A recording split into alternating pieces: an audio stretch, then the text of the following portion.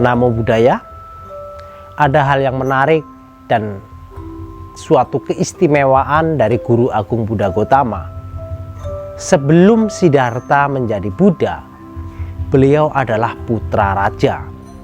Kita mengetahui bahwa seorang anak raja secara ekonomi tentunya sangat terpenuhi. Kesenangan indera juga terpenuhi. Kekuasaan, status sosial, hampir semua kenikmatan dunia terasa terpenuhi semuanya. Namun ada hal yang menarik dari diri Siddhartha, di mana beliau walaupun anak raja yang kenikmatan keduniawian mungkin terpenuhi seluruhnya, beliau tidak merasa puas atau membanggakan dirinya sendiri. Hal ini dipicu setelah beliau melihat 4 peristiwa. Yang pertama, beliau melihat orang tua, orang sakit, dan juga yang ketiga adalah orang mati. Ketiga peristiwa ini menjadikan Siddhartha tidak merasa puas dengan kehidupannya. Ternyata dirinya yang gagah, yang tampan, yang sehat akan mengalami usia tua, kemudian mengalami sakit, dan juga akan mengalami kematian. Peristiwa yang terakhir yaitu melihat seorang pertapa.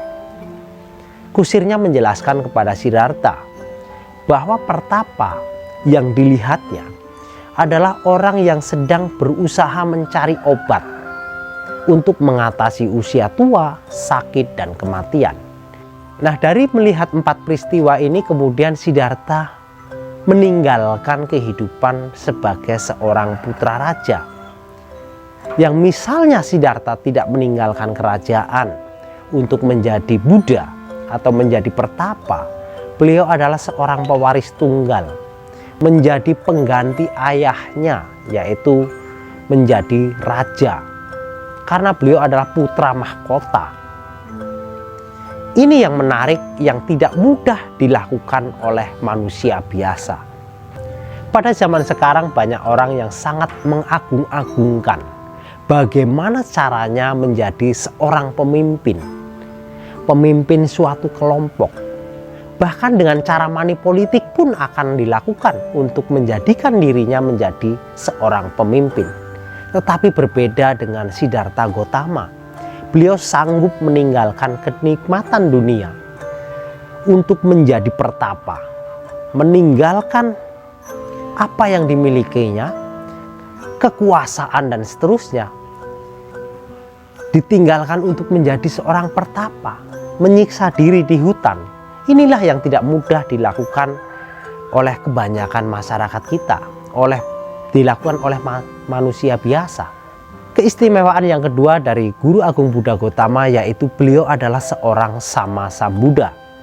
Seperti dalam penjelasan sebelumnya pernah saya sampaikan bahwa Buddha adalah gelar untuk orang yang telah mencapai kesucian atau arahat, telah mencapai penerangan sempurna. Dan Sammasambuddha adalah orang yang dengan usahanya sendiri dapat melenyapkan kekotoran batin, dapat mencapai arahat, mencapai penerangan sempurna, dan kemudian mengajarkan kepada orang lain, serta yang diajar dapat mencapai kesucian seperti gurunya. Kemunculan seorang Sammasambuddha hanya 1 orang selama ajarannya masih dikenal oleh manusia. Dalam agama Buddha ada beberapa jenis Buddha. Ada Sammasambuddha, Pacceka Buddha, dan Sawaka Buddha.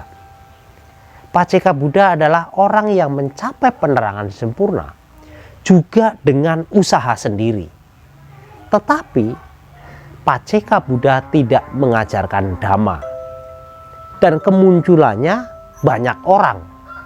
Artinya bisa tidak hanya 1 orang, lebih dari 1 orang itu kemunculan seorang Pacceka Buddha. Dan juga kemunculan Pacceka Buddha pada saat ajaran Sammasambuddha tidak ada. Dan yang terakhir adalah Sawaka Buddha, adalah orang yang mencapai penerangan sempurna, mencapai kesucian, tetapi belajar dengan Sammasambuddha, belajar dengan ajaran Sammasambuddha. Beliau juga mengajarkan Dhamma dan kemunculannya banyak orang.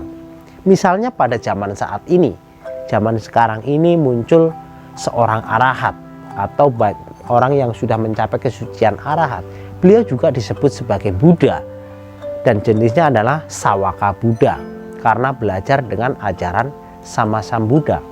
Pada masa Siddhartha menjadi pertapa, meditasi yang berkembang pada saat itu adalah meditasi Samatha Bhavana, yaitu meditasi untuk mencapai ketenangan batin atau jhana yang fungsinya untuk mengendapkan kekotoran batin. Dan ketika meninggal dapat terlahir di alam Brahma. Tetapi kemudian Pertapa Gotama meninggalkan cara tersebut, tidak puas dengan capaian alam Brahma karena berpikir bahwa alam Brahma tetap akan mengalami perubahan, akan mengalami usia tua, akan mengalami sakit, dan akan mengalami kematian.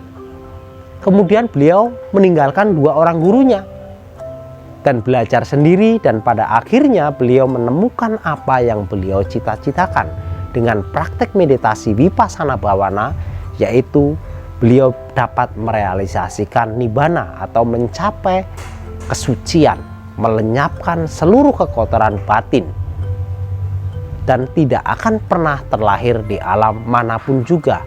Nah, inilah yang disebut pencapaian tertinggi, penerangan sempurna dalam agama Buddha. Meditasi Vipassana inilah satu-satunya teknik meditasi yang diajarkan oleh Sang Buddha, yaitu meditasi untuk melenyapkan kekotoran batin yang belum pernah ditemukan dan diajarkan oleh orang lain pada masa sekarang ini. Demikianlah sahabat siswa Buddha, terima kasih. Namo Buddhaya.